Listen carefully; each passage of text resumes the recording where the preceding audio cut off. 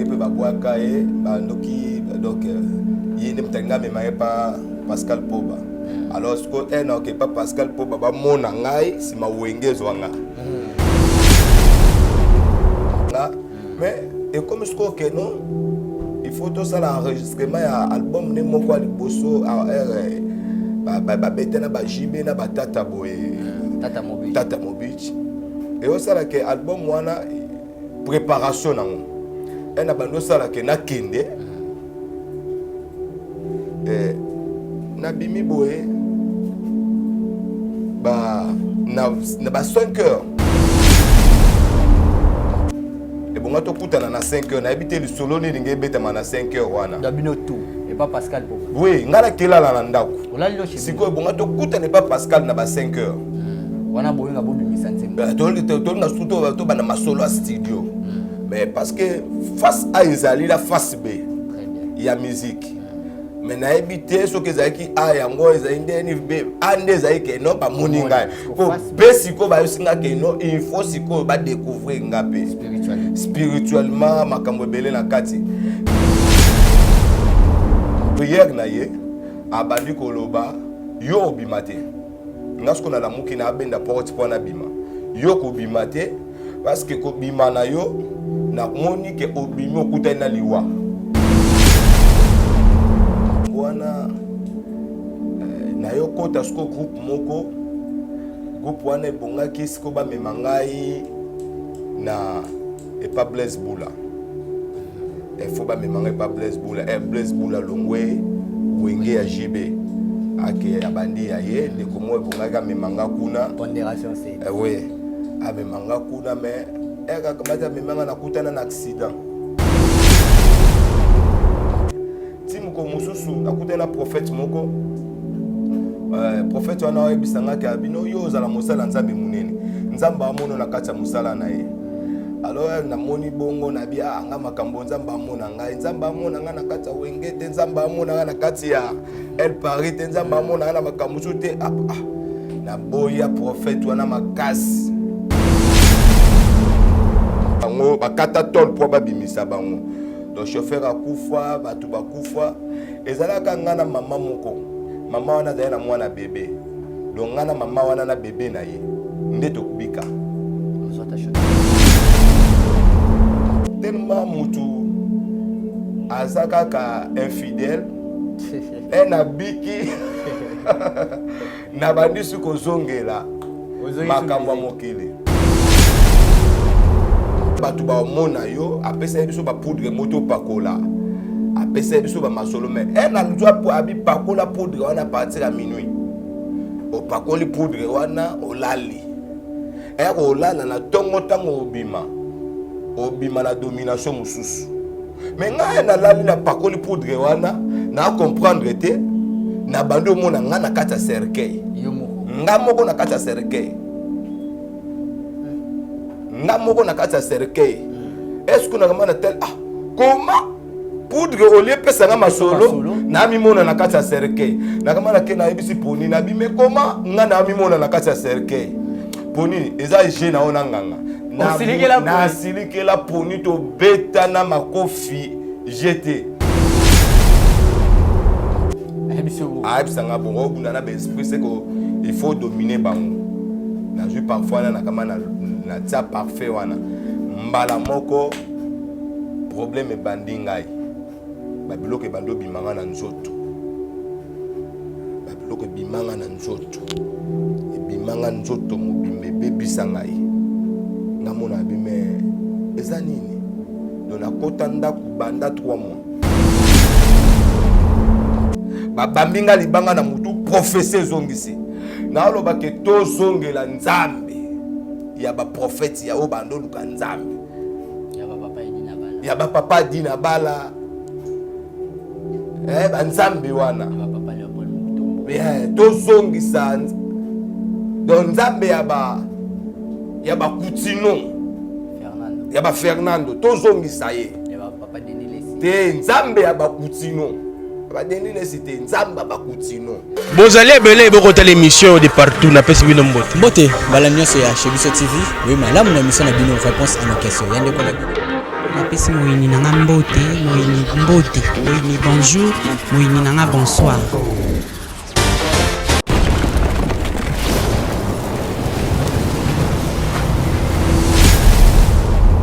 Chez Bisso Télévision, chaîne Oyo Kokani na yo. La grâce de Dieu nous suffit. Une belle journée comme toute autre journée. Merci à tous nos abonnés de chez Bisso Télévision. Comme on dit toujours, la chaîne qui vous ressemble. Chaîne Oyo Kokani na Bino. Mbote, Balanignon, c'est chez Bisso Télévision. Je vous salue partout où vous êtes. Vous êtes tellement magnifique, tellement beau, tellement belle. C'est sans dire la chaîne qui vous ressemble. Chez Bisso Télévision. Déjà plus de 119 000, hein, presque 120 000 abonnés. Wow, c'est beaucoup, mais... On vous demande encore de vous abonner très massivement sur votre chaîne chez Bisso Télévision. Vous ne serez jamais déçus. C'est une chaîne, comme on dit toujours, pour avoir toute actualité politique, chrétienne, religieuse, comme on dit toujours. Merci à toute l'équipe de chez Bisso Télévision. Jonathan Moukadi derrière la caméra, je te salue. Je salue Cheikh Moukadi, Maman Lydie Moukadi, toute l'équipe de chez Bisso Télévision, à la réalisation de Denis Monsolo, ingénieur Christian à l'assistance. Merci à toi. Alors, vous voulez vous abonner sur notre chaîne, c'est tellement facile. Allez là où c'est écrit en rouge, s'abonner, appuyez. Alors, pour avoir toute notification, allez là où il y a la cloche. Appuyez pour la cloche pour avoir toute notification sur notre chaîne chez Bisso Télévision. Comme je dis toujours, une belle journée comme toute autre, mais tellement différente parce que nous, on a eu la grâce de vivre cette journée. Il y a tellement de morts en ce moment, mais nous, Dieu nous garde toujours en vie, nous donne encore de souffle de vie. Voilà. Bisso 18 ans et on vivra Mokolo Elelo. Une dernière journée de l'année 2021, c'est aujourd'hui. Nous, on a eu la grâce de vivre ça. C'est tellement magnifique, comme on dit, chaque jour suffit sa peine. Aujourd'hui, je suis avec qui? Les prophètes, voilà, les prophètes Stéphane. C'est pour la première fois que nous le recevions sur notre chaîne chez Bisso Télévision et surtout dans mon plateau de réponse à nos questions. Essayez de nous comprendre parce que la grippe nous dérange, la coronavirus est là. Troisième vague, ça fait tellement mal, ça risque d'aller tellement loin, mais Dieu est là, Dieu va nous protéger. Avec l'homme de Dieu, le prophète Stéphane, on va essayer de parler de ça. Mais aujourd'hui, on ne va pas parler vraiment, sur Corona, on va plus parler sur son témoignage. C'est la première fois que nous le recevions. On va plus parler sur sa vie. Il est chantre, il est prophète, mais comment il est arrivé à être chantre, prophète de Dieu? Comment il a pu avoir le nom de Jésus et de le mettre si haut pour acclamer le nom de l'Éternel? On va parler avec lui aujourd'hui. Merci beaucoup à mes partenaires. Je salue Yann Ndongala Yann Zambé. Merci à toi et puis Nalipa Sanoya Charline Ndongala. Merci à ma maman chérie. Je t'aime tellement beaucoup. Maman Aminata Ndongala Bile. Je suis avec Nono. Il est là, il m'assiste. Merci à toi, Nono 08. Merci beaucoup na Kalo Boutique Pomba Swag. Merci à toi. Merci na les millionnaires en kilotes Oscar Marie Jogo. Merci à toi. Merci Naya Willy Moucheni 00243, les codes puissants.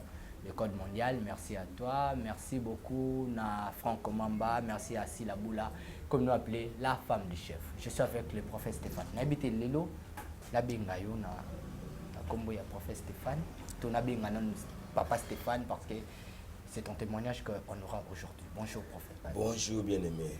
Merci beaucoup. Non, santé bien, par la grâce de Dieu, tout va bien. Tout va bien. Na zone à casquette, il y a homme de Dieu, chantre ou Nazoron de Stéphane, c'est pour la première fois. On va parler de... Comme tu veux. Saint-Esprit, de garder notre papa Stéphane. Voilà, on essaye de faire de notre mieux à faire un peu une émission bilingue. On a eu à voir des commentaires, il y a tellement de gens qui nous suivent partout dans le monde. Voilà, on s'exprime toujours en lingala. Bon. Plus la diaspora qui domine en Europe, c'est plus la diaspora mingi abiso balandara. Et puis il y a au moins 50% aussi, 40% je dirais de nos abonnés sont plus ici en République démocratique du Congo, plus en Afrique. Et plus de 60% aussi sont en Europe. Mais on essaie de faire de notre mieux. Si on le fait plus en français, il y a d'autres qui nous diront mais pourquoi pas tu n'as pas fait en anglais? Alors si on le fait en anglais, il y a d'autres qui nous diront non, pourquoi vous êtes en lingala, pourquoi vous êtes en latin? Alors on essaye de faire un peu de mélange. Yeah. On va essayer de speak English. Il y a d'autres, on essaiera de faire français. On essaiera de faire lingala, mais tout nous a moi lingala moi français parce qu'il va commenter aux Zoya Mingibongo. On va essayer. Alors, prophète Stéphane, comment nous sommes dans la prière à votre côté? Merci, éternel Dieu tout-puissant. Seigneur, la Pamboli, émission Oyo. Olobi eteke na makomi na yo. Tokende partout, tout le bela. Sango malamu oza na kombo na yo Yesu Kristo. peuple nyonso ezolanda biso bolamu na yo elanda bango miracle na yo ezala partage ya bavie na bango mpe na module nyonso ekoki koderange bango mpe mpona bazwa courage ya kolanda biso te pesa bango matoi ya kolanda biso parce que bolamu na yo eza na kati ya makambo oyo au nom de Jésus Christ amen. Amen. Merci. Ndeko Stéphane. Aujourd'hui, vous êtes prophète, vous êtes chanteur. Yeah. Mais avant, vous n'étiez pas ça. Vous avez qui n'ont bon côté. Vous avez qui peut monter là, biso, pagano. Vous avez bien un bon pour biso tozana tant sous na beyo comme place bino beaucoup commenter yo kakolo. Tozana moi niveau mo. Alors, je pose qui tombe sous la vie mo. Essayez de nous parler de votre vie. Qui était Papa Stéphane pour lui comme prophète Stéphane? Bon, Papa Stéphane, ton ndeko Stéphane, azam ndeko oyo yo abimi na libota obana baza 8. Nakoloba ke ngala za 3e. Na kati ya libota mais na bato bazaki liboso nanga nakoloba ke ngala za lokwa muto asuka. Wa koyeba nzambe. Bango so bayeba nzambe et puis bango so ba basala nzambe.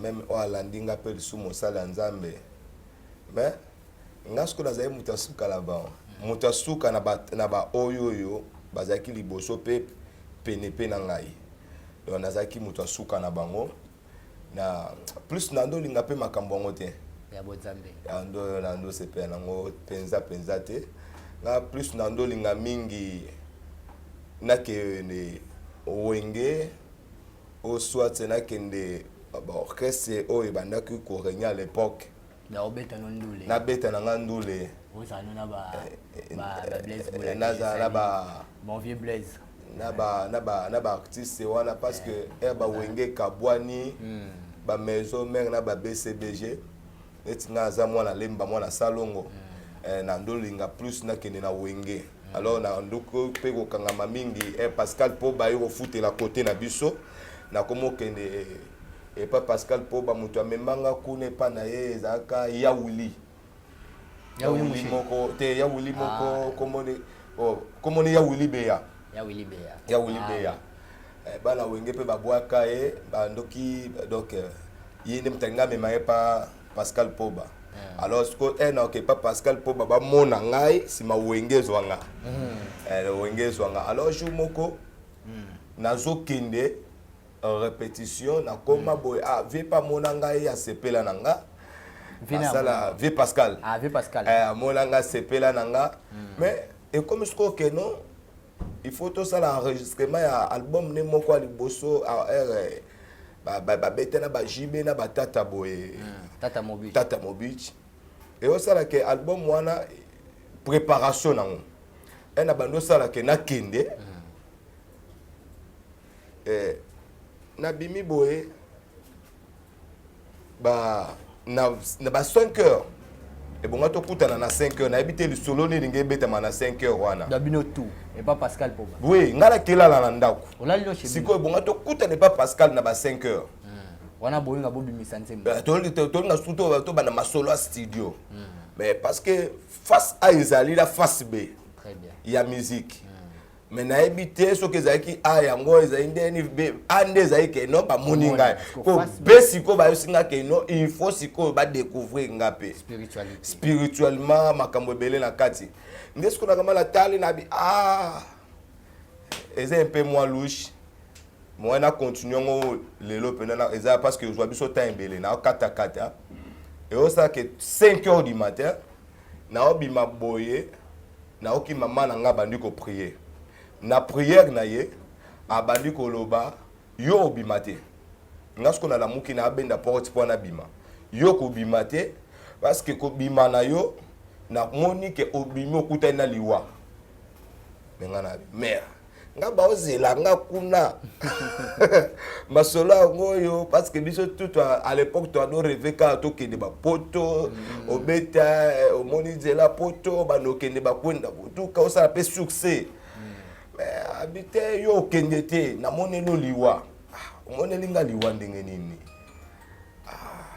tia kanganga wana na kenda pété 5 heures ti et bon to kuta na ba 5h et puis ma solo donc ba 5h30 4h 5h to za la wana ti ma solo ngope et salamate na yo kende jour lundi ba maître ba betangai na mona couver Pascal Teba yo l'excel biso ta o bebisel biso makambo pa ba betangai ba bo l'excel bango ta la donc na bebiseli bango makambo ena kama na me makambo ti lelo ngape na ebate loko ni na bebisa donc ça le maté wana ve Pascal afanda côté ya Kambumba wana donc na bandi pe ko continue comme que luka ba orchestre mususu me simbate ti muko mususu akuta na prophète moko prophète wana ebisanga ka bino yo za la mosala nzambe munene nzamba amono na kati ya musala na ye alors na moni bongo na bia nga makambo nzamba amona ngai nzamba amona nga na kati ya wengete nzamba amona nga na kati ya El Paris te nzamba amona nga na makambo te na boya prophète wana makasi na budaye na yo ka nga kaka mokili na sala kuda na yemba ok même na ba école ba o ba ebi na lemba na ba école na yeba na plus na makambo yemba na makambo yemba na banda ko interpréter ba vieux calé ba pépé calé na ba musicien mususu à l'époque Nzembo ya pépé calé interpréter ezaka entre parenthèses pour les émissions ah tu check casquette ya prophète T pour moi ça 00 bon tu check casquette 008 T ya 90 00 ya yani ya bébé kale lezi na moni logo la ndoto masuwa matiki merci ba caché wana mena na koemba sko na ndenge sko yo ya banzembo ya nzambe te mais c'est wana zaka nanu eze mission na ngai eze mission série wana mais otolo bela sko tant na yambio na bito ozo non ndeko Stéphane ouais ndeko Stéphane eza lisumu soko yembika nzembo banda ko interpréter kala lelo. Pour le moment, ils ont péché pour Nanga. Ils ont péché. On a interprété ma pépé. La bande ko interprété ba on a ba école donc bande ko pesa ba impact. Mususu na kati ya ba cité. Ne ba masala ngebele o ba omona pe longi oyo. Ba oyeba le ba temps wana. Ba ces années là ba comprendre. Donc ndena kama na sali makambo wana na yo kota sko groupe wana ebonga kisiko ba memangai na epa Blaise Boula il faut ba memangai pa Blaise Boula Blaise Boula longwe wenge ya JB ake ya bandi ya ye ndeko mo ebonga ka memanga kuna pondération c'est oui a memanga kuna mais eka kamata memanga na kutana na accident. Oui, nakutana na accident. Jour na okende. Et pas Blaise Boula. Nakutana na accident. Wana sérieux que olingo kende ba petit Regen bazana. Ba petit Regen bazali na eba epe bangote. Na eba epe bangote ngape na bangope totikala pe omona na te. Na yo ke na bando kende nakutana na accident na niveau échangeur. Donc accident na olongo alemba okesko bandali. Oui. L'accident wana tout le monde va koufa. Tout le monde va koufa. Accident tout d'abord na combi. À l'époque il y avait ba combi. Oui, ba VW combi ou da monter à cima wana. Ouais, chauffer, ko ba ki ba ban. Ouais, ba ban le na mona mo makambo pe bandi ko évoluer. Ezaka nzela ya ngaba. Je salue le gouverneur Chantini Ngobilambaka et surtout son assistant qui est mon frère ami, l'assistant principal de Chantini Ngobilambaka, c'est Lévi Paye. Merci à toi. Donc, Kombi wana et tout ana na ba beto moko bozala kawana à l'époque ba beto moko ezala kota ba station wana tout ana wana donc mutu moko tabika. Betana sikoyo pouf alors bato bazaka liboso encore ba car donc bakata bango bakata tol po babimisa bango donc chauffeur akufa bato bakufa ezalaka ngana mama moko mama wana zaya na mwana bébé donc ngana mama wana na bébé na ye nde tokubika nazwa ba choc so tani na ba genou na ngana za ba cicatrice donc nazwa ba choc.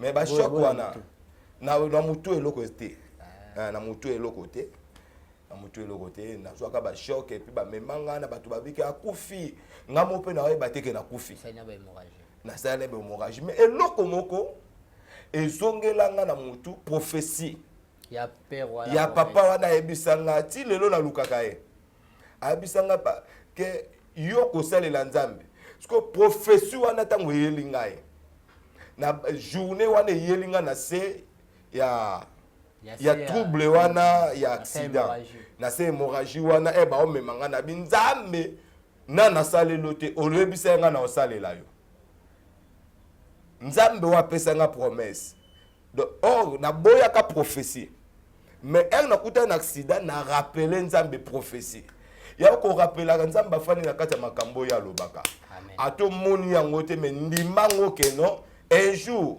eza lokwa ema prophétie eza lokwa ema e olanda yo kaka donc na lobi nzambe oyo alobelaka ngai na luka yo te mais yo olukanga po lobelanga à travers mutu moko songolo nzambe kangisela ngai soko kotikanga nazala na pomo na nga na kosalela yo bon tellement mutu aza kaka infidèle na biki na bandi su kozongela makambo ya mokili na bandi kozongela makambo ya mokili mais tokutana su te donc nasala 3 mois d'hôpital 3 mois d'hôpital hôpital mo ezalaki pembe na Saint-Benoît donc namona yango bakanga yango ezalaki pembe na Saint-Benoît bilo batraitaka nasala 3 mois wana 3 mois wana na hôpital wana so ba docteur ko bazali pembe na hôpital wana pe na ba infirmier wana ba cause na ba so ba oyebanga sute à l'époque nazalaki na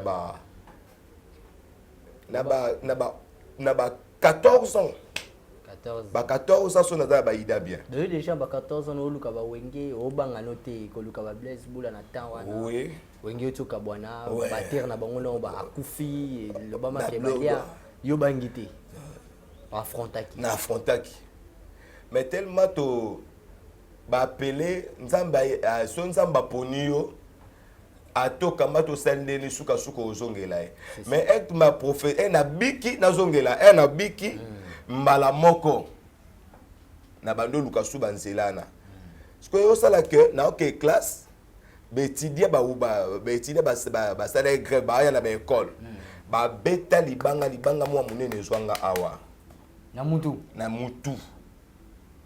na kweya ba musu ba nyata ngai c'est ba étudiant ba côté ba étudiant ba côté la batu ba élève na kati ya école ba beta libanga ba libanga ne betanga na kweya batu batambola likolo na ngai so nzamba poniyo aponiyo yango ne na on ngana pesa mutu moko assurance quelle que soit ba difficulté to kutana na vie quelle que soit ba opération quelle que soit ba maladie quel que soit ba accident soki nzamba poniyo alobano makambo yeba ke esalema na okaka ya nzambe erataka te donc nazongisi su nzambe mon frère na kati ya prophétie nazongisi lisusu na yo mona ke nakoma esko Jonas ya vi na ngai ke makambo yango mpe nalukana ke esala esimba te nde sikoyo na baye kobanda sikoyo grand frère na ngai azalaka pasteur lelo aza na France abandi siko côté yanga parole de Dieu talabo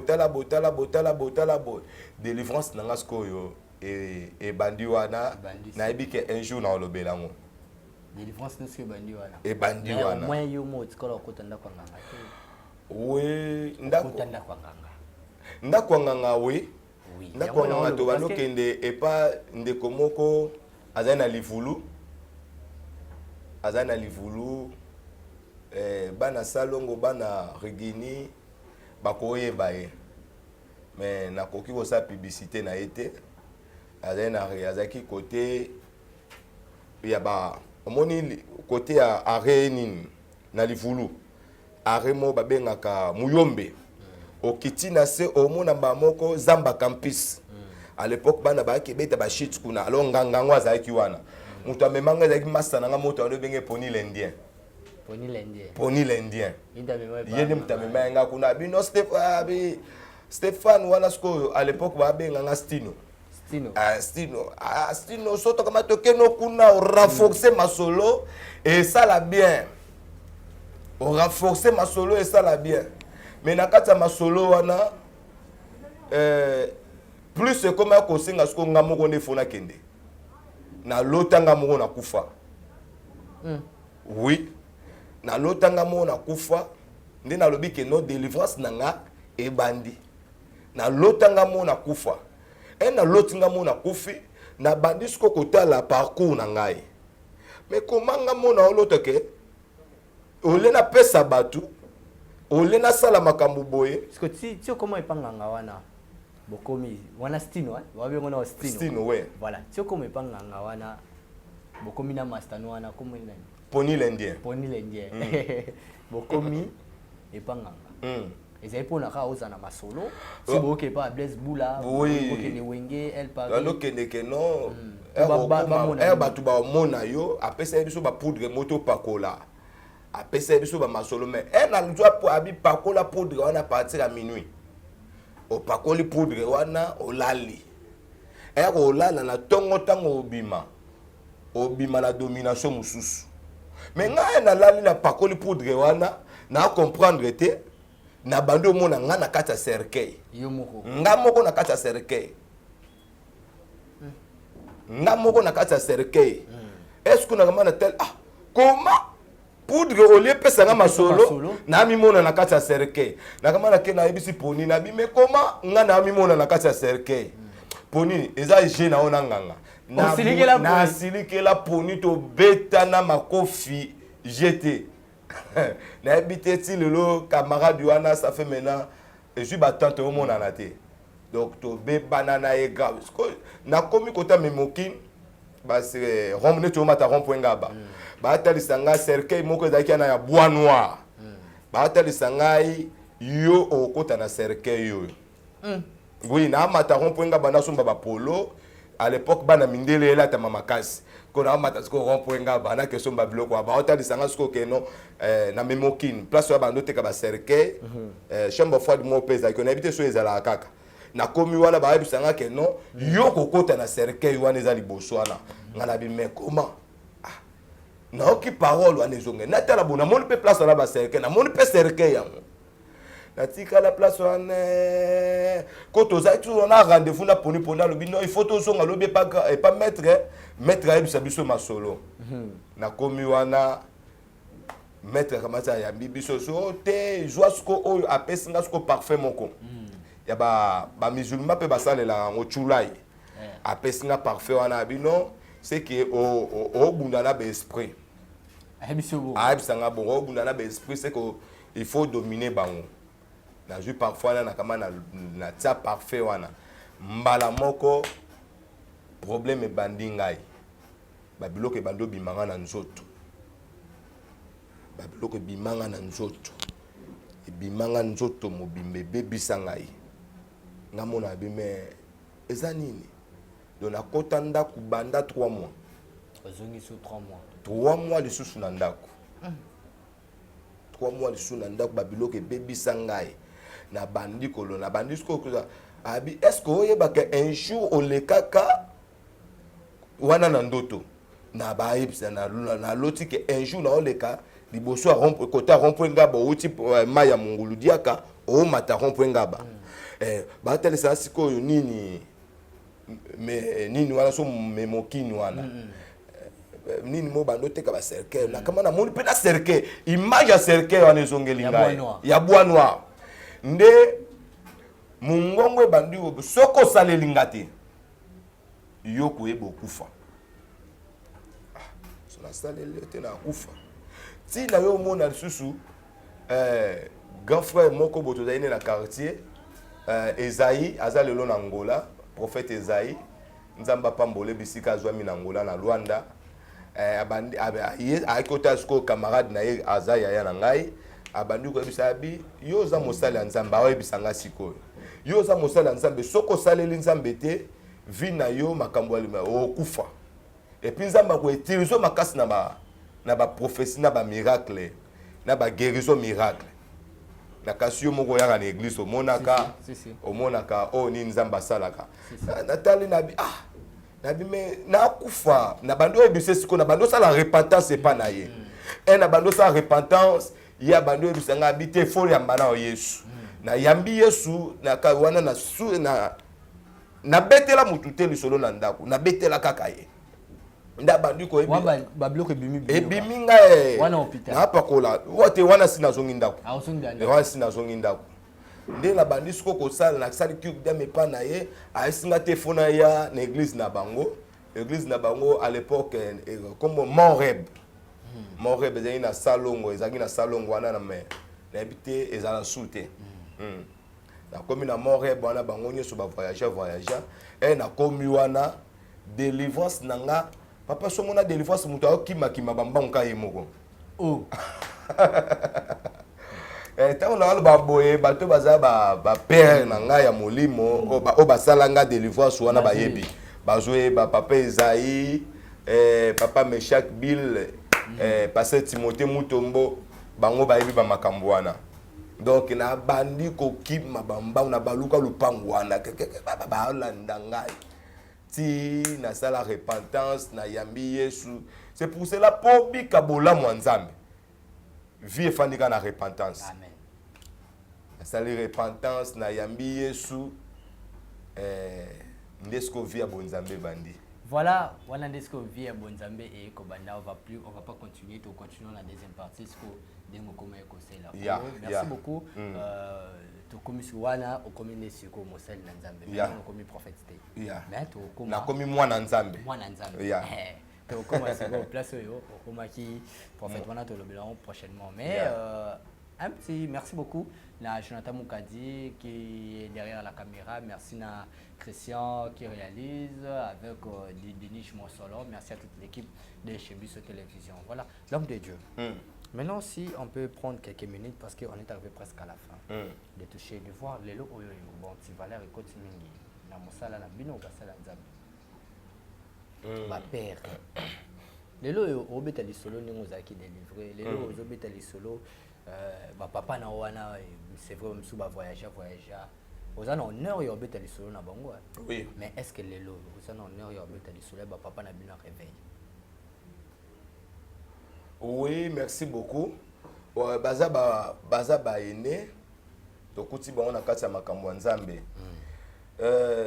moko esala bien te na ngai kana lobelelo komoko da c'est un message prophétique.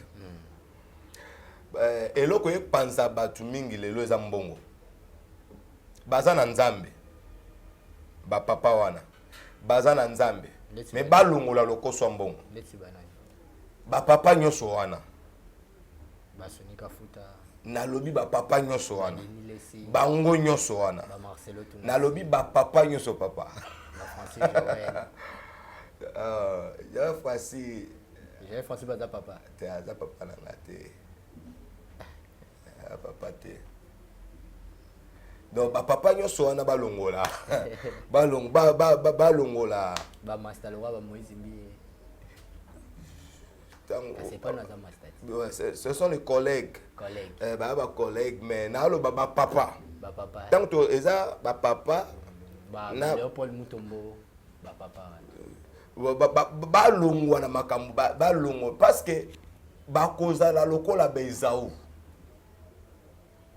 mbongo esala mutu te mutu nde mutu asala mbongo alors na oloba ke évangile oyo ebongolisa biso mitema donc tozongisa yango lelo tomona papa bare komo somba bisika église eza bare sombi église na yo okala église ebandako remplacer baba église ebandoko église a ekangami pe boy et puis église barone kangama église ne kangami baretikali alors cela veut dire que non tozongi sa premier amour wana c'est vraiment important. C'est ba papa na ba roma na bon fo na lobika ke tozong sa premier amour ba papa ebele batie le koswambon et puis ebele bakoti na makambo ya politique makambo nzambe eza susu te makambo nzambe bongolisa biso mitema ezaki ba ainsi dit l'Éternel nzambe alobi moi prophétie et mutu yango amonanaka te mais prophétie ezongelaka mutu nga naza fruit ya prophétie nakuta na accident nalobi 2 fois prophétie ezongisa ngai prophétie ezongisi nakuta na accident prophétie ezongisi babambinga libanga na mutu prophétie ezongisi naoloba ke tozongela nzambe ya baprofete ya oyo bandoluka nzambe ya bapapa dina bala banzambe wana tozongisa donc nzambe ya bakutino ya bafernando tozongisa ye te nzambe ya bakutino Voilà, merci beaucoup, Prophète Stéphane. On est arrivé vraiment à la fin. On ne va pas vous prendre trop de temps. Alors, un dernier message. Et puis, s'il y a un numéro de contact, nous allons contacter localiser parce que comme la souka na émission je sais que c'est pas la dernière mais c'est la première. La dernière T parce que la deuxième partie sur les témoignages. Oui. Un message et puis un numéro de téléphone. Donc, merci le peuple de Dieu. Couronner le Kinzambete. Et là, on a une pesaka biso so courage. Couronner le Kinzambete. Nzamba le ki corona. Nzamba le ki nyos. Et puis, ko banga nzambe ze bandela maele. Bana nzambe tozonge la première amour na biso na nzambe.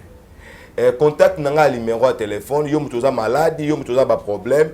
Obenga na plus 243 81 471 10 50 plus 243 81 471 10 50.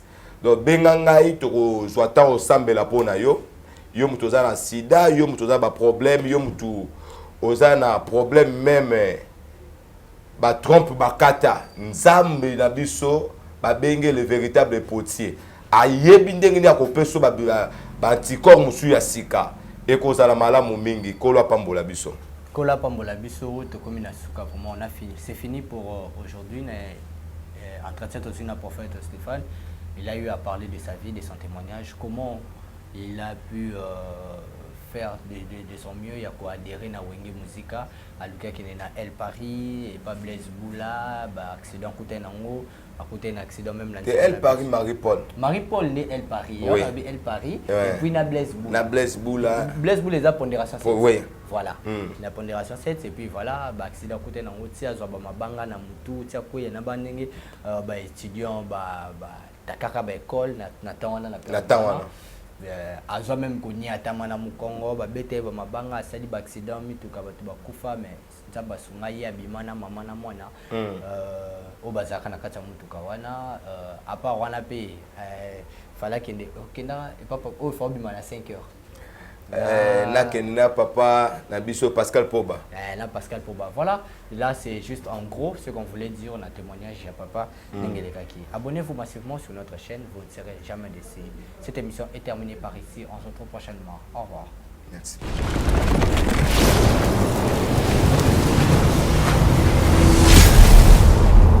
Chez Bissou Télévision, chaîne Oyo Ekokani na yo. Cabinet de santé nationale puissante chez Dr Cathy Munga. Comme mon sœur Cathy Munga, nazali naturothérapeute, nazali kosunga bandeko bazali na bokono ndenge na ndenge au moyen de plantes naturelles.